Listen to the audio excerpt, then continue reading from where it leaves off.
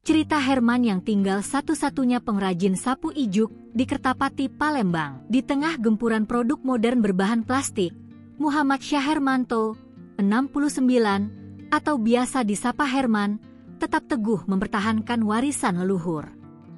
Di bawah kolong rumah panggungnya di Jalan Kemas Rindo, Kertapati, Palembang, jemari lincahnya menari merangkai ijuk menjadi sapu yang kokoh dan handal. Ia adalah satu dari segelintir perajin sapu ijuk yang tersisa di kota ini. Sejak tahun 1973, tepatnya saat masih duduk di kelas 4 SD pada usia 10 tahun, Herman telah akrab dengan serat alami berwarna hitam legam ini. Baginya, membuat sapu ijuk bukan sekadar pekerjaan, melainkan bagian dari hidupnya.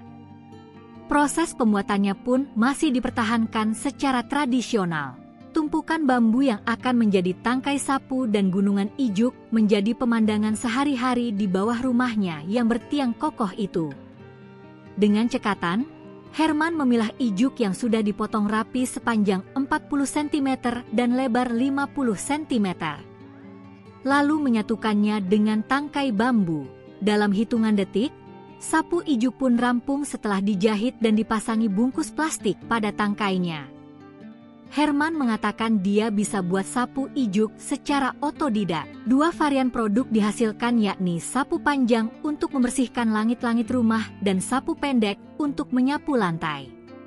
Selain itu, ia juga membuat sapu ijuk dengan pembungkus plastik pabrikan yang diisi dan dieratkan ijuk pada setiap lubangnya. Dulu, Herman dibantu banyak pekerja, namun kini hanya tersisa 7 orang.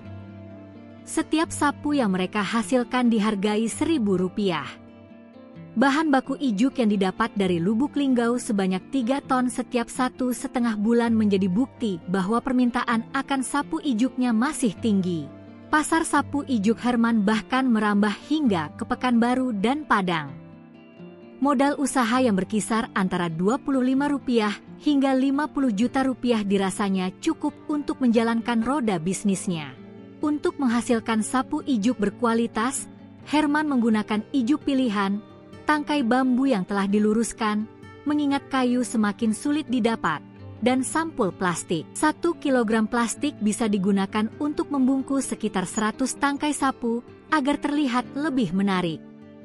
Harga jual sapu ijuk lantai Rp7.000 dan sapu langit-langit Rp12.500. Dengan omzet kotor sekitar Rp6 juta per bulan, Herman berhasil menyekolahkan ke-6 anaknya hingga meraih gelar sarjana, bahkan ada yang S2.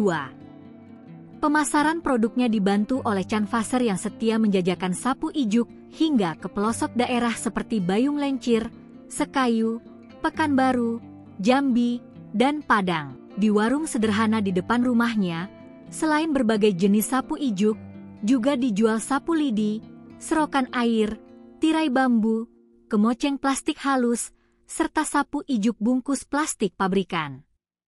Ini menjadi bukti bahwa Herman tak hanya mempertahankan tradisi, tetapi juga beradaptasi dengan permintaan pasar. Kisah Herman adalah potret ketahanan seorang perajin di tengah arus modernisasi. Di balik kesederhanaannya, tersimpan semangat pantang menyerah dan kearifan lokal yang patut diacungi jempol. Semoga saja, jejak Herman akan terus menginspirasi generasi mendatang untuk melestarikan warisan budaya bangsa.